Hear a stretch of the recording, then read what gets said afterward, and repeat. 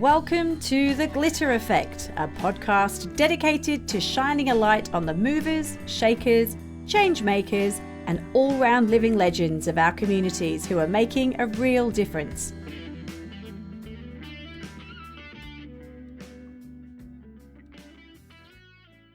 And today on The Glitter Effect, we're joined by an incredible force in the world of community-driven change, Mandie, who is the founder of Koala Kids Foundation.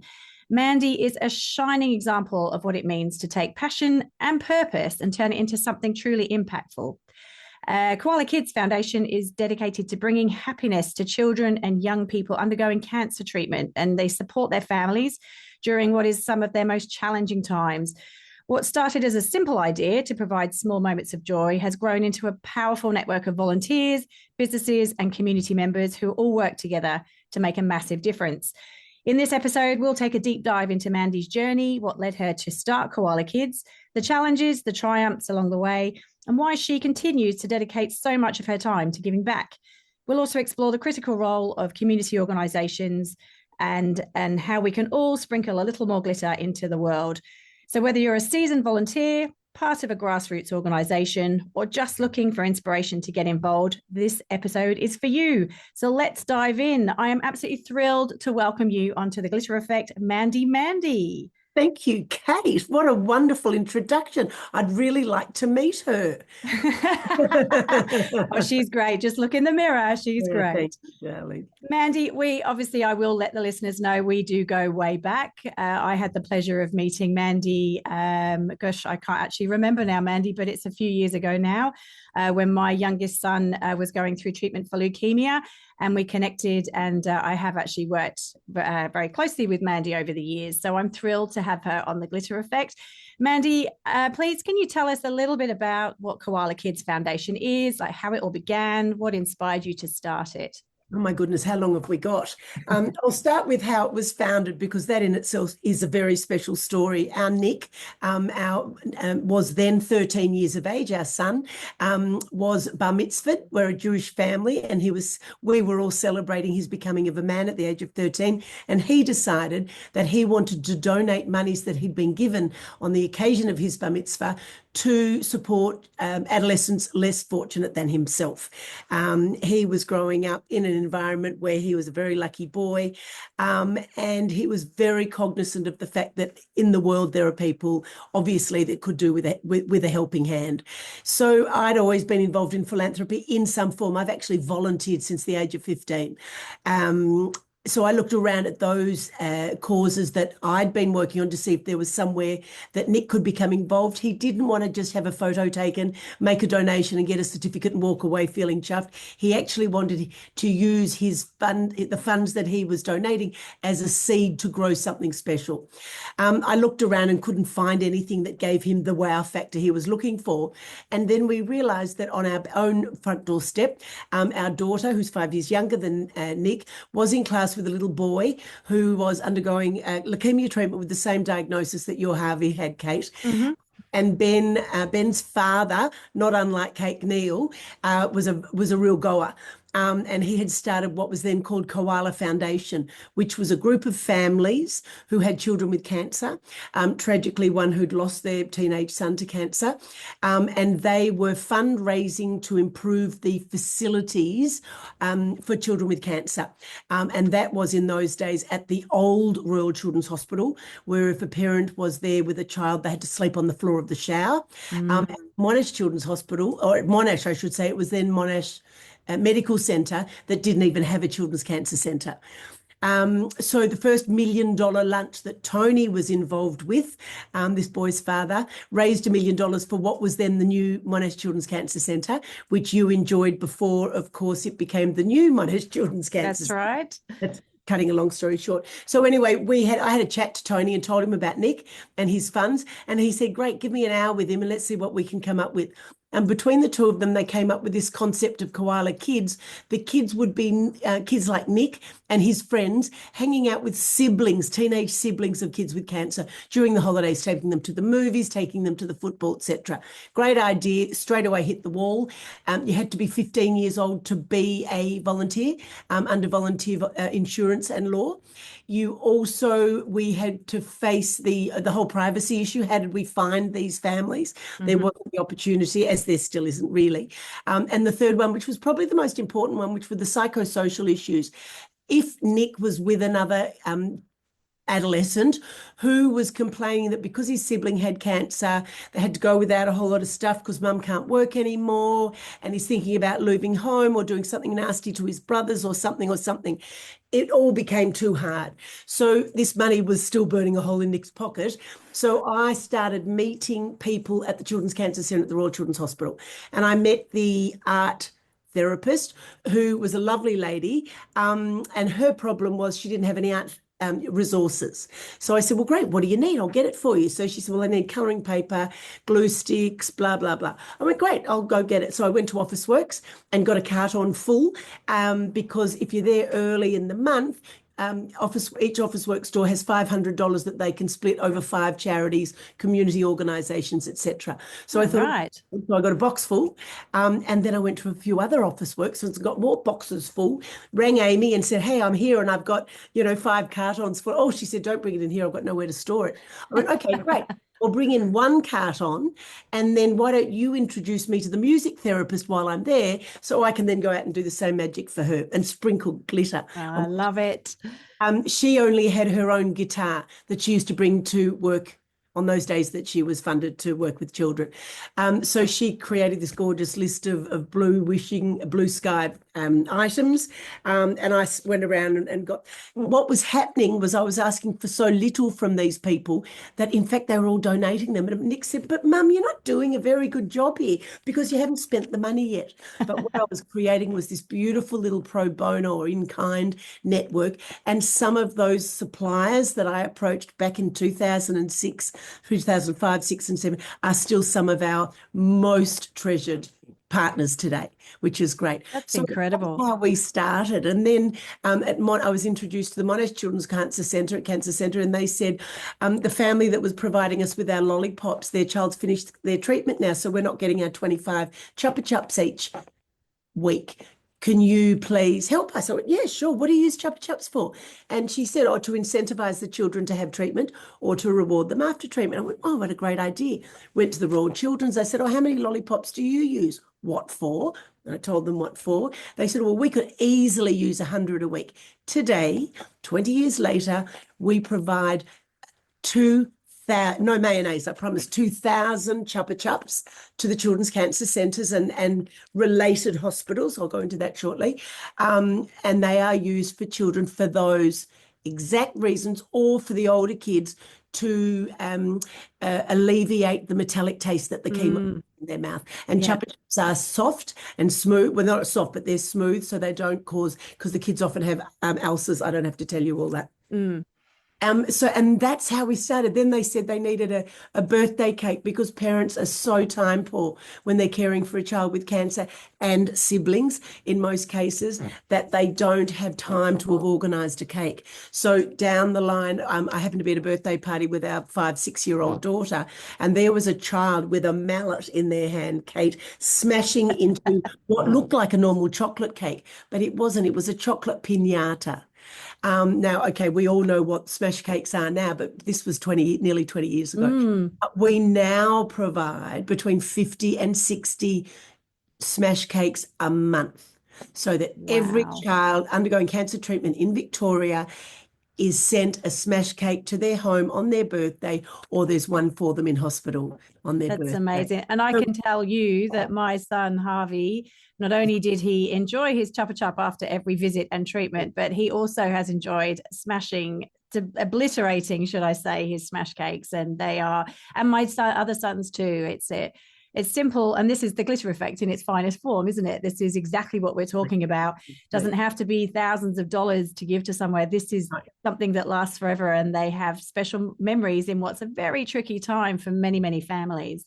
Correct. And the thing is, with us, we want to be big enough and have enough money that we can provide the 60 cakes a month, or the 600 families on our database, so that each of their children get one. But we also want to be small enough that when all of a sudden someone's missed a birthday, or we've got a cake to send to that family. Yeah, And amazing. sadly, I will say on the other side of the coin, but families who've tragically lost their children, they still enjoy when we offer them a smash cake on the child's birthday. And they will often do that a few years. And then they say to us, you know what, we're going to celebrate it something differently now, but it's been so special. That's So it's really beautiful. lovely that we can keep in touch with our families, both those, and there are some of them that don't like to leave our database, even when their child has finished treatment and only doing their quarterly or 6-month appointments. We don't ask them to leave. We just wait and see till they're disinterested in what we do because they've moved on. Yeah. Amazing. But this is all incredible. And this obviously is very time consuming, which in not in a bad way, obviously, because you can tell by your energy that you get lots from this. But giving back, as we all know, takes its time, it takes energy, commitment. So what drives you to continue investing so much of your time? Because this is pretty much full time for you, Oh, correct? it has been full time for me for 13, 14 years. And in fact, I've just gone to 4 days because I've had a grandchild arrive a week ago. And I'm Congratulations. going to spend time with my baby. But no, I'm driven by the passion that I have for this baby that we've created, and it has just been the happiest journey. And it was basically I had to create a job for myself because back in 2006, early 2006, I was diagnosed bipolar and I had suffered extremely poor mental health on and off over many years. Yep. So I needed a job. I love working. I've always loved working. I've had the most wonderful salaried career and now volunteer career, which spans, as I said, more than 20 years. So for me, it was about doing something that I really enjoy doing. I had the full time. My kids, by the time we were doing this, they were obviously both at school. So it's always been a labor of love for me. My grandfather always said, if you love what you do, you never work a day in your life. So even though I go to work every day, I love what I do. I have surrounded myself with the most amazing people from all walks of life, from different age groups, from different cultures and different religions. And we are a very big, happy family. We are a volunteer-driven organisation, so there's still me here. I've never drawn $1 from the business and won't ever. And most of my shopping each week, a lot of it goes to Koala Kids as well. That's a joy. And then, as I said, just surrounded myself with people who either come with a purpose and with skills, or they come because they've had issues in their life and they've met me and they've heard my story and they want to work with me. Greatness was never, ever built by one person alone. And even though I admit to being the piece in the middle of the puzzle or the glue that holds it all together, fortunately, when I take holidays, this ship continues to stream ahead. We've got 2 part-time salaried people. So between us now, with me at 4 days, Jess at 2 days, and Matt at 3 days, we're only just over a 1 FTE. And Which is then incredible. it is because they're people that they come in and they are infected by my enthusiasm and they grow this shared passion to provide moments of happiness for children with cancer. And it's hard not to. I mean, and you just hearing you talking now, and I know your story. I know everything about Koala Kids, and it gets me going again. So, I mean, I have done a bit with you over the years through the support you've provided to my family, but also outside of that to give back and help and support you. So, but as you said, it's volunteer run. But we're actually seeing a decline in volunteer numbers as people start to juggle the more life commitments than ever before. What do you think? What are you seeing is happening in Koala Kids? And what do you think is the long-term solution for keeping community organisations sustainable, particularly those like yourselves that aren't paid? They're not not-for-profit organisations. They're those backbone, skeletally run traditional charities as we've known them from the bygone era almost. Absolutely. Well, it's very interesting. We were at at Crestone, LGT Crestone last week, who manage our small investment. And it was about philanthropy and funding and volunteering obviously came up. And worldwide, there aren't as many volunteers because of cost of living crisis. This isn't unique to Australia. Yeah. We're very lucky, and I will say we are very fortunate because we're a tiny little niche. We have around 140 volunteers. Some are absolutely regular every Monday, every Tuesday, or every Wednesday, or they work remotely. Others come and go, and they do a pickup when we need a pickup done and a drop off, etc. And I think the way we've future-proofed our organisation so far as our volunteers is we're quite intergenerational here. Yep. And we've got mothers and we've got children, and then sometimes grandchildren being involved in Koala Kids. So we are a family, but I do see it being an issue simply because of people's time, like what you just said, Kate. And I think also too, there are some people who they think volunteer has to reward you with something. I believe I'm actually quite selfish about my volunteering because I get off on volunteering. And when I go to bed at night and when I wake up in the morning, because I've did it for so many years with depression when I couldn't sleep, to me now to go to sleep knowing what I've done today and knowing what I've got to look forward to tomorrow, plus the added bonus of healthy family and now growing family with a grandchild, I'm extremely privileged. And look, privilege can mean a whole lot of different things. And we're all privileged in some way if we have time. There are those that have time they can donate. There are those that say to me, oh my God, I wish I could come and volunteer with you, but can I give you a donation instead? Or there are others that say, look, I can't do either of that. I'm really sorry, but can I make a donation of books or can I go out and buy toys? So everyone's got their own way of giving. So volunteering is obviously giving your own time, but there are other things. And you know what? The world would be a much better place if everybody just did one little thing. And that's exactly what we're trying to identify here through the glitter effect is that, as I just said previously, it's not about donating hundreds of thousands of dollars on a yearly basis. And, you know, we do need people that can do that. And that's amazing too. But there's so many different reasons, as you've touched on, why people volunteer. And it's very personal. And you can't take that away from people. And like you say, everyone feels differently when they actually do volunteer. And I actually talk quite openly about I'm concerned about the future of volunteering and communities because of, you know, we are losing good people and every other facet of our life has been modernized and technology has come in to make things better. But yet here we are still volunteering how we were in the 1940s post-war. So what gives, you know, it's not something we can solve now. I know that, but no, but if I can say too, I think it's up to organisations to reward and appreciate and show their appreciation for volunteers. We have a Monday, you've heard of our Monday team, and they won our Volunteers of the Year award 2 years ago. It had always gone to a single winner up until then, but our Monday girls are 4 women, 2 of whom are retired. One had lost her husband and she moved to Melbourne and was looking to keep herself busy and meet some friends. And another one I met through our shared passion of the Richmond Football Club. And so we've got Glenys and Glenda and Anne and Susie. And they come on a Monday religiously. They do whatever jobs we have ready for them. Over the years, we've made the jobs a little simpler so they can chat more. And they have grown the most beautiful, intimate friendship that once we put the 4 of them on WhatsApp, they took outside of Koala Kids. And they catch up with each other. We've supported one through cancer. We've supported one through her husband's cancer diagnosis and subsequent passing, etc. Every week we have a little competition to see who can bake the best cake, and that's morning tea. And then it's work time, and then they come back for lunch at 12:30. And it's been my pleasure to provide them with either our Friday night Sabbath leftovers or a different lunch. And we love them. They feel loved. They set us up for the week, and it couldn't be a happier story. That's beautiful. That's so good. And you've just touched on that volunteer retention is a big struggle organisations like yourself do do have to overcome. The other thing I find is governance and funding is another issue.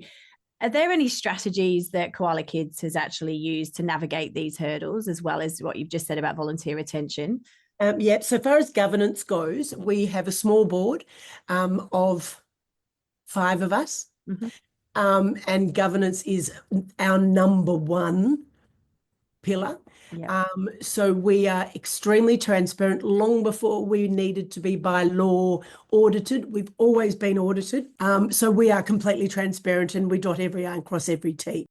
So far as our funding goes, we look to the seven pillars, the it's the Institute of Company Directors, Mm-hmm.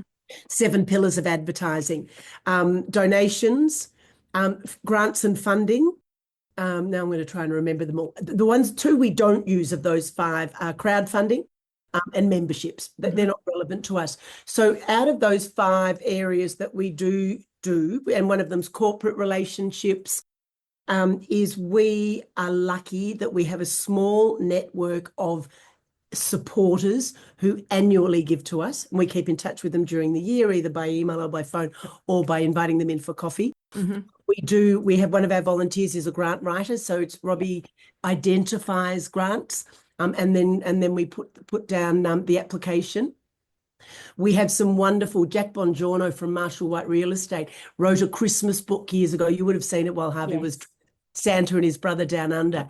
This year, Jack raised from the sale of the book, so 100% of the proceeds of the sale of the book go to Koala Kids, $43,000. He's raised Wow. $200,000. So that always comes through in January, which is a very nice welcome to That's the new nice. year. Yeah. There are some schools that every year they raise for us.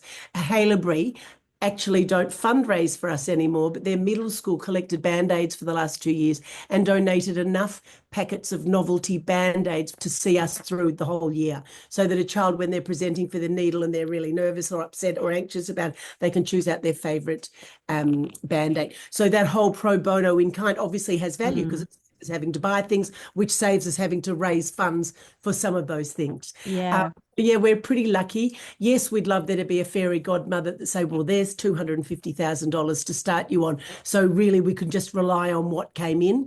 Whereas we can't, we've got to go out and get more. So we do a couple of events each year. Mm-hmm. And Andy, the little bar mitzvah boy who just became a father, he and a group of his friends have now, in fact, next year will be their 10th year of the gala committee.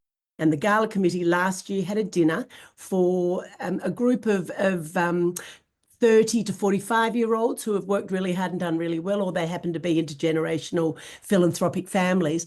And the kids, I call them the kids, they raised $110,000, 100 of them. Amazing. Yeah. That's amazing. And then we have our lunch, which raises each year between 50 and 60 or so. So, we're very fortunate so that I don't have to spend all my time fundraising because I wouldn't enjoy my job if I had to do that. Yeah, and look, and I think that it's an area as well that's an extraordinarily emotive area. When you combine kids with cancer, it really plucks at the heartstrings of everybody, really, because It no one, does. yeah. So I'm not saying that makes it easier for you, but No. obviously the journey for people to jump on board for that, even if they have a child that they know that's gone through cancer or they don't, I think that emotional attachment is possibly there for your organization than it might be for others who are volunteer led. And I will also say, and this came up last week at LGT Crestone, that globally, children's cancer isn't as sexy as it used to be. And you've now got issues like domestic violence, homelessness, the environment, and these other areas which are seeming to be the topic of conversation in a lot of the organisations who are setting up grants for not-for-profits and for charities. There are more charities than ever.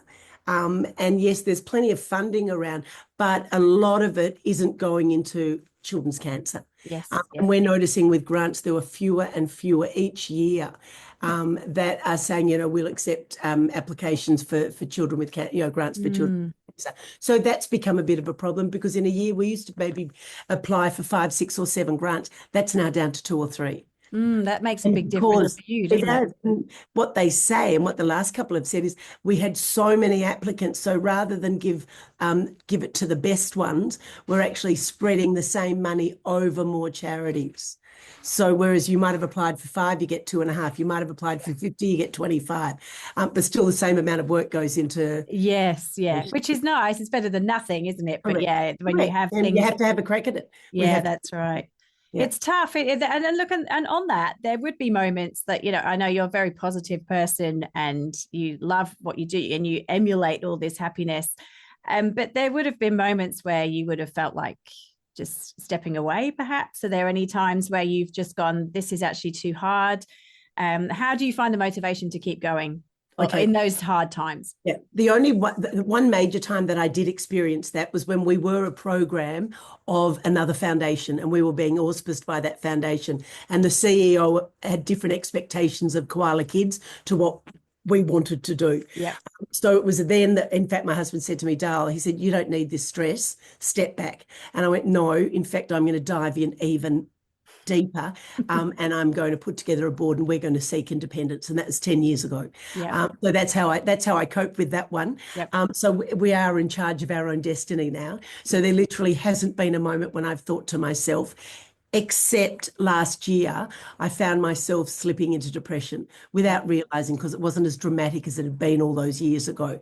And I'm thinking, I got out of bed and I got dressed and came to work every day. But when I got here, I didn't really want to be here. And it wasn't because of the work. It was just the way I was feeling. Yep. And I was crying. I was being very emotional. The two young girls here were amazing, amazing support. Some people didn't pick it. And thank goodness I've got a great psychiatrist, and I got out of it with medication. And I thought, God, how could I have been thinking like that? I was worried about where our dollars were coming from, but they were coming in anyway. Yeah.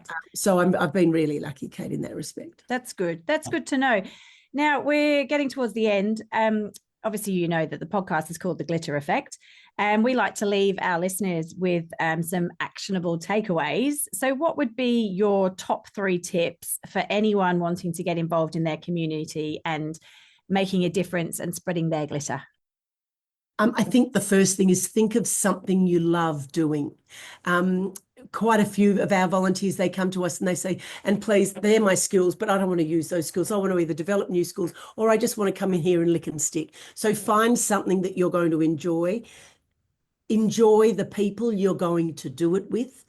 And make it, when I say make it easy for yourself, make it something that you can fit into your life. I think for people who think, oh, I'm going to drive right across Melbourne because that organisation looks amazing. Oh, the people aren't so special, but I love the idea.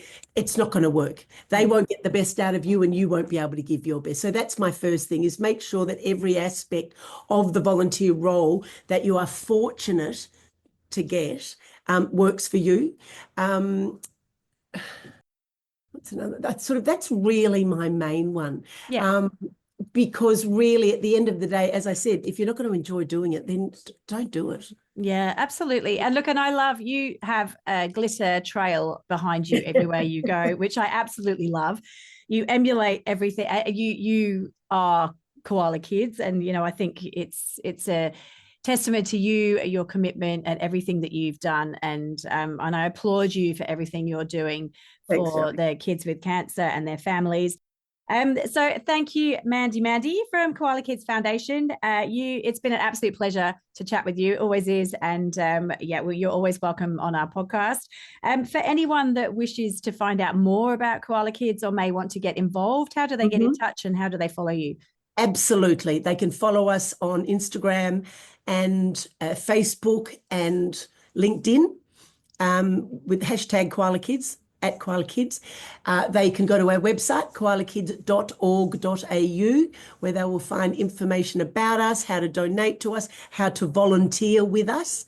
Or they can pick up the phone and call us. Each week we have people say, oh my goodness, are you a person? So people actually ring us and speak to us, and I love answering the phone. I've put myself on the side of the desk where the phone is, and I'm the switch bitch.